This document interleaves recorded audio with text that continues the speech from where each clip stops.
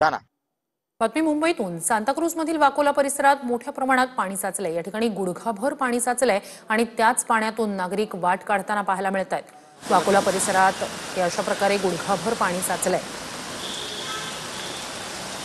मध्यरात्रीपासून मुंबईमध्ये मुसळधार पावसाने हजेरी लावली होती। परिणामी सार्वजनिक वाहतूक ही विस्कळीत झाली होती, त्याचा पूर्ण खोडंबा झाला होता। आता 1 तास झाला पाऊस थांबलाय, तरी सुद्धा वाकोला ब्रिज मधील हा परिसर आहे आनंद नगर, आणि या परिसरामध्ये बघू शकतो की मोठ्या प्रमाणात पाणी साचलेले आणि याच पाण्यातून नागरिक हे वाट काढतात। जवळपास गुडघाभरापर्यंत पाणी या भागामध्ये साचलेले आहेत। या ठिकाणी कुठलीही महानगरपालिकेची यंत्रणा उपलब्ध नाहीये की जेणेकरून हे पाण्याचं निचरा होईल। आपण बघू शकतो की हे पूर्ण आनंदनगरचा हा परिसर आहे आणि बाजूलाच पोलीस स्टेशन सुद्धा आहे, आणि बघू शकतो की याच ठिकाणी मोठ्या प्रमाणात पाणी साचलेले। 1 तास झाला पाऊस थांबलेला, तरी या भागातील पाण्याचा निचरा अजूनही झालेला नाही, त्यामुळे नागरिकांना गैरसोयीचा सामना करावा लागतो। आपल्यासोबत दादा, किती पाणी साचले कितीपर्यंत?